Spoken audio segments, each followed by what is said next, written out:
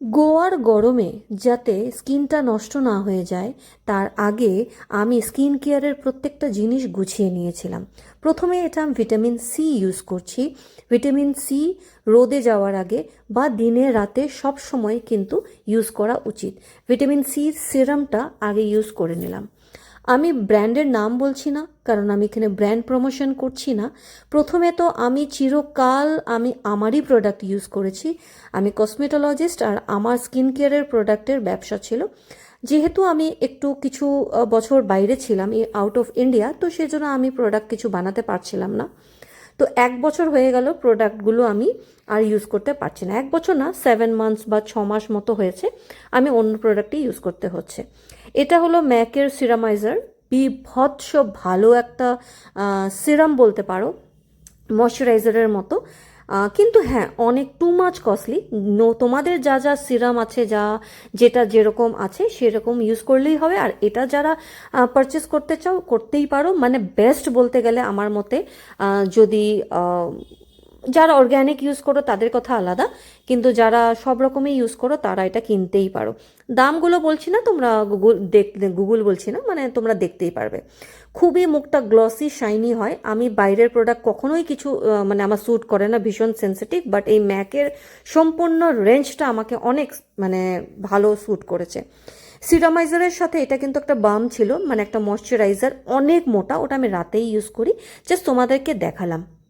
এটা তো ম্যাকের strobe cream, সবাই চেনো। স্ট্রোব ক্রিম দিলে কি হয়, মুখটা গ্লসি হয়ে যায়। এটা আমি বাইরে যাচ্ছি বলেই দিচ্ছি, বাড়িতে থাকলে কখনোই দিই না এটা।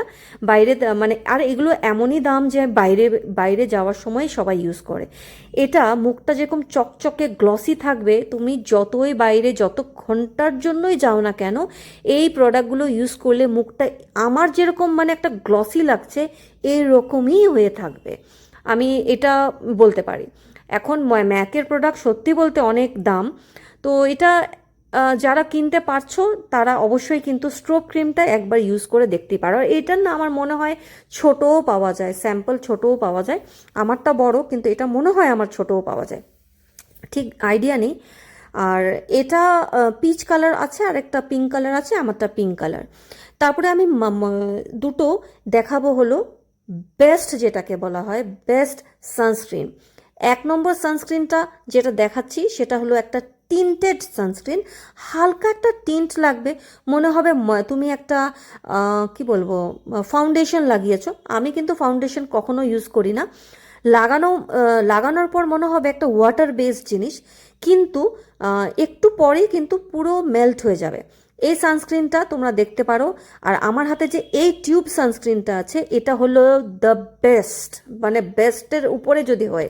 আর এই অরেঞ্জ কালারের যেটা দেখছো এটা too much costly, too much costly. এই সানস্ক্রিনটা সত্যিই কাজ দেয়। SPF 60 আছে, একটা ফাউন্ডেশন লুক দেয়, একদম গ্লসি লুক দেয়, আর একদম ওয়াটারি, অনেক দিন চলবে। এটা যেহেতু আমি বাইরের দেশ থেকে এসছি, তো আমি ওখান থেকে পারচেস করে নিয়ে এসেছিলাম যাতে আমার 1 বছর যায়। এরকম করে দুটো দুটো, ওইখানে সেরকম দাম বলে মনে হয় না, বাট ইন্ডিয়ান কারেন্সিতে চলে আসলে সেটা অনেক দাম মনে হয়। তো সেই জন্য আমি দুটো দুটো করে নিয়ে এসেছিলাম, তো এটাই চলছে। আর এই সানস্ক্রিনটা যেহেতু সত্যি বলতে এত দাম, তো আমি এটা বাড়িতে অবশ্যই লাগাই না, বা টুকটাক কোথাও বাইরে গেলেও লাগাই না। এটা হ্যাঁ, একটুখানি ডিপ অনেকক্ষণ আমি বাইরে থাকবো তখনই আমি লাগাই, বা কোনো একটা ভালো ওকেশনে যাচ্ছি তখনই লাগাই। আননেসেসারি এত দামি জিনিসগুলো ইউজ করার কোনো মানে নেই। আর আমি আরেকটা যেটা লাগাবো ওইটা হলো ইউভে অ্যাকনে জেল যেটা আছে, ওটা আমার যত আমার আমার মানে কাস্টমার্স যত ছিল, আমি প্রত্যেককে, মানে আমি যেহেতু কসমেটোলজিস্ট, তো আমি ওই সানস্ক্রিনগুলো আমি লিখে দিতে পারি তোমাদেরকে। এটা তোমাদের মানে কোনো প্রবলেম নেই, ওগুলো আমার পড়াশোনার মধ্যেই ছিল। এই সানস্ক্রিন যেটা পরেরটা দেখাবো সেটা কিন্তু অল টোটাল সবাই ইউজ করতে পারো। হ্যাঁ, যাদের অয়েলি অ্যাকনে প্রন তারাই ইউজ করবে তেমন না, যাদের সেন্সিটিভ স্কিন আছে, অয়েলি স্কিন, কম্বিনেশন স্কিন, তারাও ইউজ করতে পারো। খুবই ভালো, খুবই ভালো ইউভি অ্যাকনে জেল। এটা কিন্তু ফার্মাসি বেসড, আর ফার্মাসিতেই পাবে। কত যেন 700 না 800 টাকা এরকম টাকা নেয়। আগের সানস্ক্রিনটা ফট করে মানে ইন্ডিয়াতে সব জায়গায় পট করে পেয়ে যাবে এমন না, নাইকা ফাইকাতে পেতেই পারো। আমি ঠিক জানি না, যেহেতু আমি নিয়েই এসছিলাম, তো আমি সত্যি বলতে ইন্ডিয়ার থেকে কিনিনি। এইটা হলো আমার গো টু, সব সময় আমার হাজব্যান্ডও লাগায়, আমিও লাগাই, আর এটা আমি সব সময় এটাই ইউজ করি, যেটা আমি ইউভি একনে জেলটা।